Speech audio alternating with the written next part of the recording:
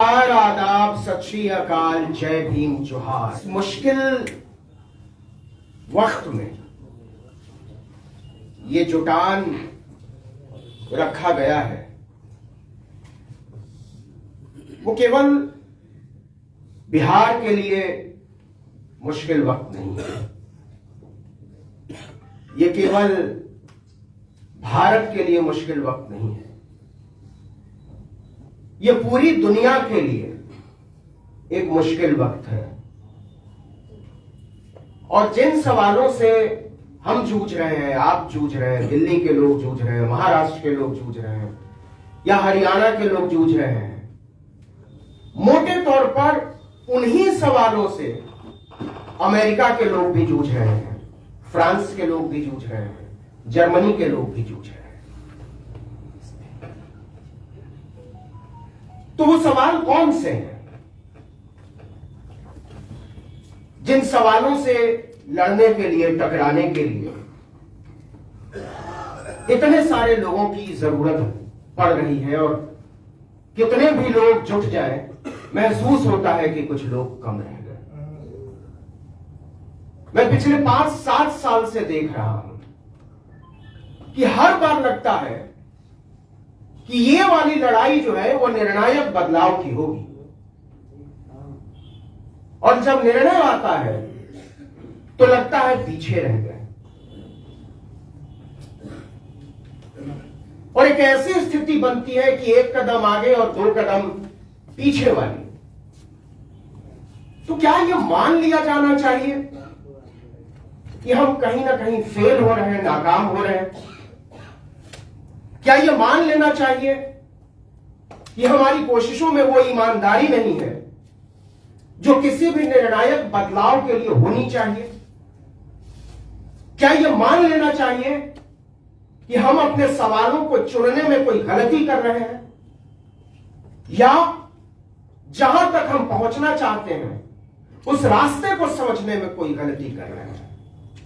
तो मुझे लगता है कि कोई भी लोकतांत्रिक प्रक्रिया इन सारे प्रयोगों से होकर गुजरती है, और मैं इसको गलती मानने को तैयार नहीं हूं, मैं इसको प्रयोग कहूंगा। एक लोकतंत्र में बहुत सारे प्रयोग होते हैं, दक्षिणपंथ भी एक प्रयोग है, और उस प्रयोग के हाहाकारी हो जाने का समय हम देख रहे हैं, लेकिन यह प्रयोग सफल रहा। आज से 10 साल पहले हम मानने को तैयार नहीं थे कि इस तरह का कोई प्रयोग भारत में चल सकता है, और इसलिए हमारी तैयारी इस तरह के प्रयोग से लड़ने की कहीं थी नहीं। हम दूर दूर तक नहीं समझ पा रहे थे कि आजादी के 70-75 साल बाद हम संविधान को बचाने की एक लड़ाई छेड़ेंगे, और हमको अचानक से लगने लगेगा कि संविधान खतरे में आ गया। लेकिन ये आ गया है, और हमको यह मानना पड़ रहा है कि संविधान खतरे में है, और इस देश के बच्चे बच्चे को पता है कि संविधान खतरे में है। तो ये जो ताकत उन लोगों को हासिल हुई है जिनकी वजह से संविधान खतरे में आया है, वो ताकत उनको कहां से मिली? निश्चित तौर पर वो ताकत हमसे और आपसे मिली, हमारी और आपकी भूलों से मिली, या चुनौतियों को न समझ पाने की मासूमियत से मिली। तो अब यहां से आगे का रास्ता क्या हो? और मैं बात शुरू करना, कोई खतरा कितना बड़ा है इसको समझने के लिए मैं आपको 22 जनवरी की एक घटना की तरफ आपका ध्यान खींचना चाहता हूं। 20 जनवरी को अमेरिका में डोनाल्ड ट्रंप का शपथ ग्रहण होता है, और 22 जनवरी तक वो 3 एग्जीक्यूटिव ऑर्डर्स पर साइन करते हैं, 3 कार्यकारी आदेश पर साइन करते हैं। और जो तीसरा कार्यकारी आदेश है वो है ऑर्डर नंबर 11,246, उसको रद्द करने का आदेश। तो ऑर्डर नंबर 11,246 क्या है? ये 1964 का एक आदेश था जिसको अमेरिका के इतिहास में और पूरी दुनिया के इतिहास में सिविल राइट्स एक्ट कहते हैं। और वहां एक प्रेसिडेंट हुए लिंडन जॉनसन ने ये कार्यकारी आदेश 1964 में साइन किया था और वो कहता क्या है? वो कहता है forbidding employment discrimination on the basis of race, color, religion and national origin by organizations receiving federal contracting and required federal contractors to set up detailed affirmative action program to make sure that was the case that are monitored by the federal government. Donald Trump ने जो पहला आदेश sign किया, कार्यकारी आदेश, पहले दिन उसमें पहला आदेश यह था, इस मुल्क से हम किसी भी तरीके के आरक्षण को जड़ से समाप्त करते हैं। आपको लगता होगा कि अमेरिका एक मुक्त समाज है, वहां अफर्मेटिव एक्शन की कोई बात नहीं होती होगी, वहां सारे लोग बराबर हो गए। यह डोनाल्ड ट्रंप ने जो साइन किया जिस आदेश को रद्द करने का, आपको हैरानी होगी इस बात पर कि ये लिंडन जॉनसन ने तब साइन किया था जब वो 6 महीने बाद हार्वर्ड यूनिवर्सिटी का दौरा करने वाले थे और वहां एक आंदोलन चल रहा था इक्वल राइट्स के लिए।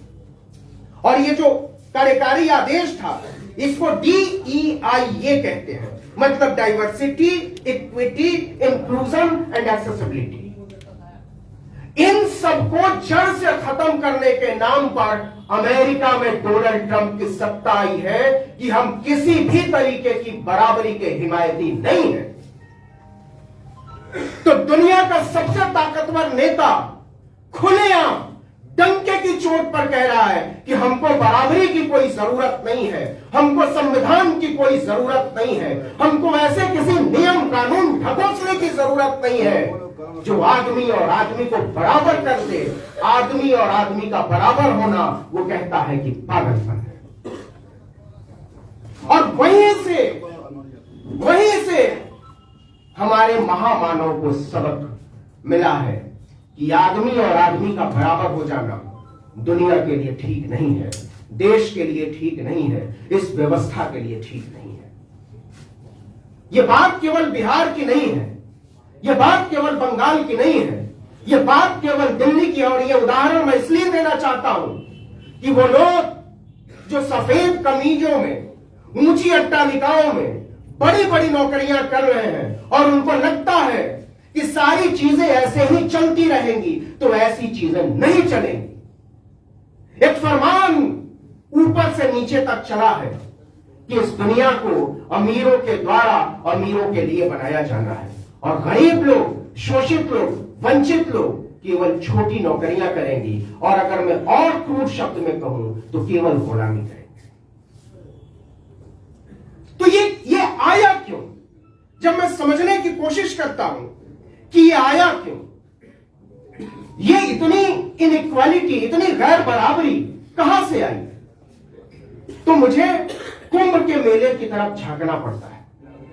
और कुंभ के मेले में ये दुनिया के इतिहास का एक केस स्टडी है, यह अध्ययन की चीज है कि आज 1 महीने बाद भी किसी को नहीं पता है कि कुंभ के मेले में वाकई कितने लोगों को मारा गया है।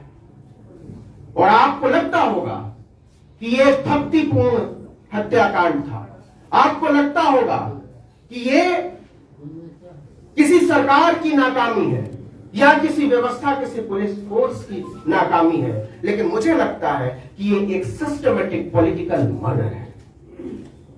इस देश की राजनीति में मिलकर इतने सारे लोगों को मारा है और वो मौतें इसलिए हुई हैं, जिस दिन भी ये आंकड़ा सामने आएगा उस दिन बहुत बड़ा घोटाला पड़ रहा है।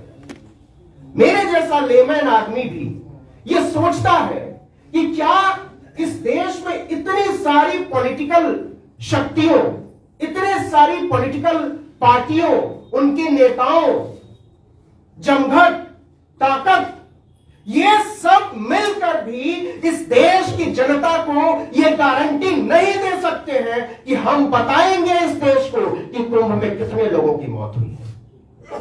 यह बड़ा आसान है, आप केवल एक टेलीफोन नंबर जारी कर दीजिए, कहीं एक कुंभ में जाकर कैंप लगा दीजिए कि आपके घर से कोई खोया है, कोई मरा है, कोई नहीं मिल रहा है, तो आप हमको बताइए। और ये घपला पकड़ा जा सकता है। लेकिन ये नहीं हुआ। हम बड़ी बड़ी बातें कर जरूर रहे हैं, लेकिन हम छोटी छोटी कोशिशें नहीं कर रहे हैं। मैंने बहुत सारे लोगों को कहा कि कुछ कीजिए, ये बहुत जरूरी है और ये पॉलिटिकल काम है, लेकिन ऐसा नहीं हुआ।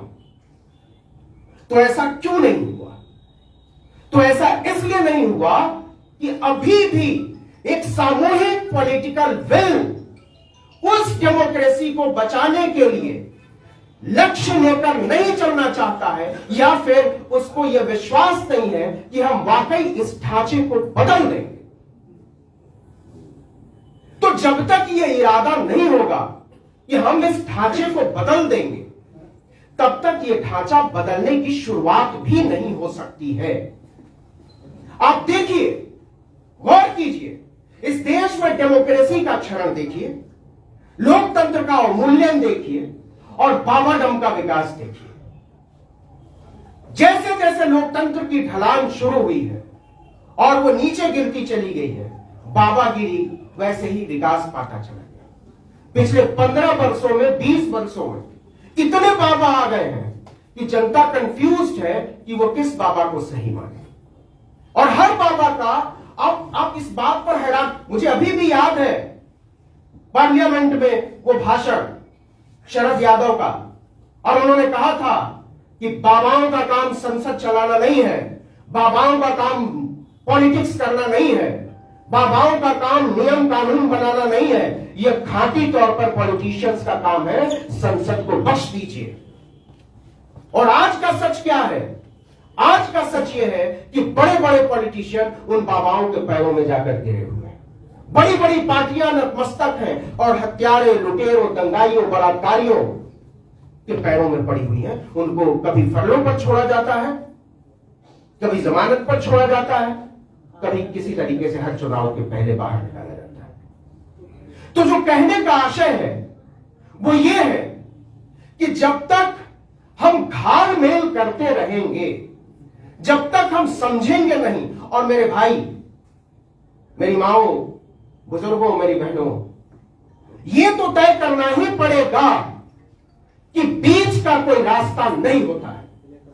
वो समय हम बहुत पीछे छोड़ आए हैं जब बीच के रास्ते पर चलकर हम किसी मंजिल की खोज कर सकते थे और कम से कम इसकी उम्मीद पाल सकते थे। ये उम्मीद टूटेगी और बार बार टूटेगी, और ये किसके खिलाफ जाएगा, मैं इसकी भी बात करना चाहता हूं। मुझे लगता है कि ये लड़ाई किस बात की लड़ाई है, ये संविधान पर खतरा अचानक कैसे आया, और क्या हम इसके बारे में आगे सोच सकते हैं।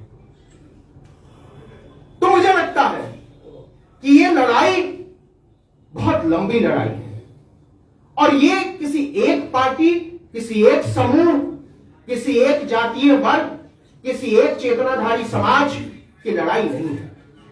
इस लड़ाई को सामूहिकता में देखना पड़ेगा और सामूहिकता में ही लड़ना पड़ेगा। क्योंकि जब मैं देख रहा हूं अपने आसपास के लोगों को और बनते हुए समाज को, तो कोशिश करता हूं समझने की कि वो किस चीज को बचाने की कोशिश कर रहे हैं। नरेंद्र मोदी की सत्ता, भारतीय जनता पार्टी की सत्ता, संघ की सत्ता, दक्षिणपंथी राजनीति से जुड़े हुए लोग, सब लोग मिलकर किस चीज को बचाने की कोशिश कर रहे हैं। सब कुछ तो है उनके पास, सत्ता उनके पास है, ताकत उनके पास है, पैसा उनके पास है, तकनीक उनके पास है, सच को झूठ, झूठ को सच बनाने की ताकत उनके पास है। तो वो किस चीज को बचाने की कोशिश कर रहे हैं? तो मुझे सिर्फ एक जवाब मिलता है, वो शोषण युक्त समाज की व्यवस्था को फिर से बनाने की कोशिश कर रहे हैं। उनको दिक्कत हुई है कि फटे जूते सिलने वाले हमसे बराबरी की बात करते हैं। उनको दिक्कत हुई है कि मरी हुई गाय उठाने वाले लोग हमसे बराबरी की बात करते हैं। उनको दिक्कत हुई है कि हजामत करने वाले लोग हमसे बराबरी की बात करते हैं। उनको दिक्कत हुई है कि झूठे बर्तन धुलने वाले लोग हमसे बराबरी की बात करते हैं। और इसलिए वो पूरी ताकत के साथ उस व्यवस्था को फिर से बनाने लाना चाहते हैं, फिर से बहाल करना चाहते हैं, फिर से हासिल करना चाहते हैं, और तब जाकर बनेगा उनका विकसित भारत।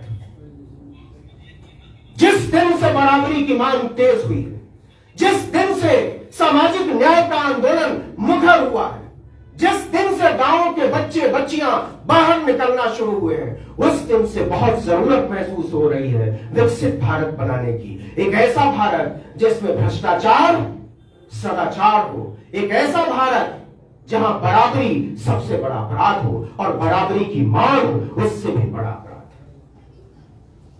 है। इसलिए मैं कहना चाहता हूं कि समग्रता में चीजों को देखना होगा। अभी जनवरी की बात है, गुजरात की घटना है। जनवरी में क्या हुआ, वहां की एक कॉलोनी है सलाबतपुरा। सलाबतपुरा में एक हिंदू महिला ने कहा कि मैं अपना घर बेचना चाहती हूं। उसने एक मुस्लिम के साथ सौदा किया और मुस्लिम के साथ सौदा करके बयाना लिया, किसी को कोई दिक्कत नहीं थी।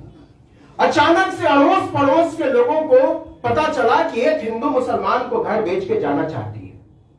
वो पहुंचे कलेक्टर के पास और कलेक्टर ने आओ देखा न ताओ वहां जाकर डिस्टर्ब एरिया एक्ट लगा दिया, मतलब अशांत क्षेत्र अधिनियम। इस अधिनियम के तहत एक धर्म का व्यक्ति दूसरे धर्म के व्यक्ति को अपनी मर्जी से संपत्ति नहीं बेच सकता। उसे सरकार ने जब्त कर दिया, सील कर दिया, नहीं बेच सकते आप। उत्तराखंड में यूनिफॉर्म सिविल कोड लागू हो गया है। तो ये जो पूरा कानून बनाया जा रहा है, और मुझे नहीं लगता कि बहुत सारे लोगों को इसके बारे में पता है या उनकी दिलचस्पी है यह जानने में, या उनको ऐसा लगता है कि इस खतरे की जद में आज नहीं तो कल हम भी आ जाएंगे। तो ऐसा क्यों नहीं लगता है? ये छोटी छोटी लड़ाइयां बड़ा आकार क्यों नहीं ले पा रही हैं? बड़े बड़े समूहों तक क्यों नहीं पहुंच पा रही हैं? तो मेरी समझ में जो आता है वो ये आता है कि ऐसा इसलिए हुआ है कि हमारी पॉलिटिकल फोर्सेस ने शिक्षा के महत्व को समझने से इनकार कर दिया। उनको लगता था कि बैनर, पोस्टर, पैम्फलेट इतना काफी होगा। हम लोग बड़ी बड़ी बातें कर जरूर रहे हैं, लेकिन यहीं से कुछ दूर पर एक शहर है गया। गया से 10 किलोमीटर दूर एक गांव है नियाजीपुर। वहां 300-350 मांझियों की बस्ती है।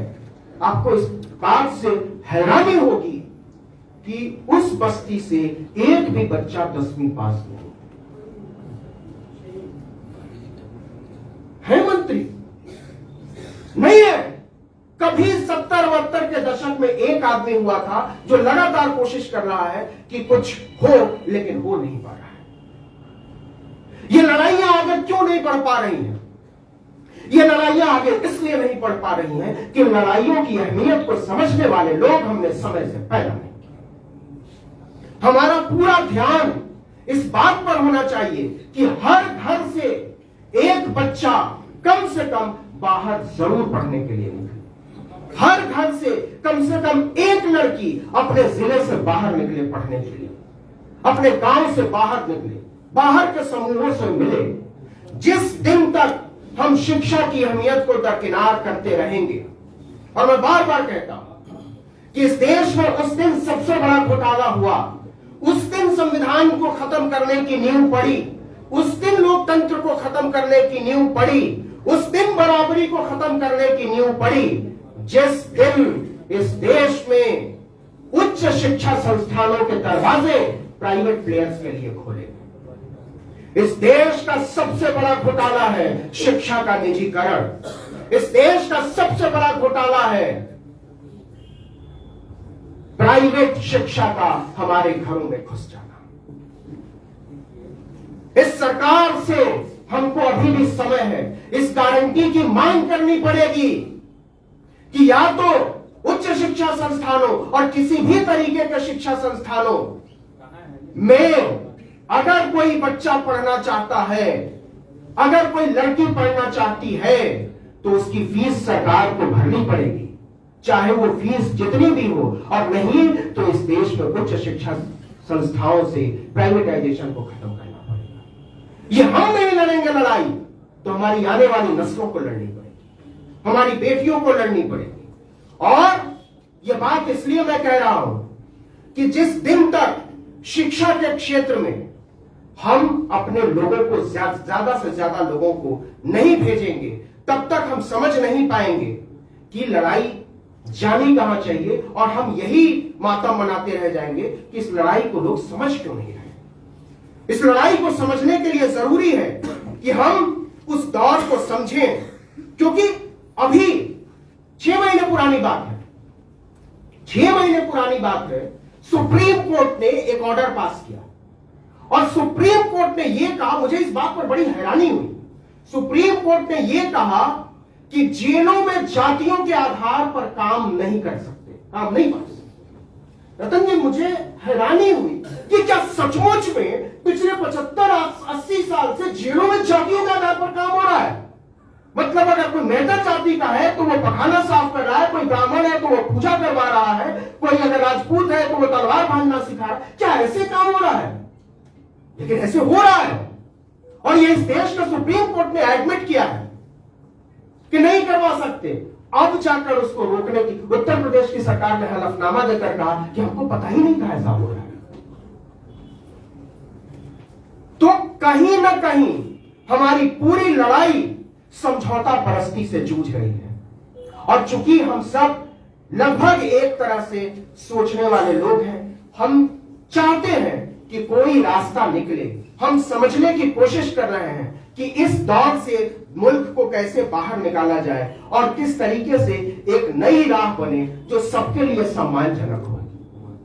तो इसलिए आखिर में जो बात मैं कहना चाहता हूं वो ये कहना चाहता हूं कि ये किसी एक हुकूमत से लड़ाई का मसला नहीं है, ये किसी एक पॉलिटिकल आइडियोलॉजी को सत्ता से हटाने का मसला नहीं है, यह उससे कहीं ज्यादा बड़ी लड़ाई है। यह आत्मसम्मान की लड़ाई है। और जो एक आखिरी बात मैं कहना चाहता हूं कि इस दुनिया को औरतों के हवाले करने का वक्त है।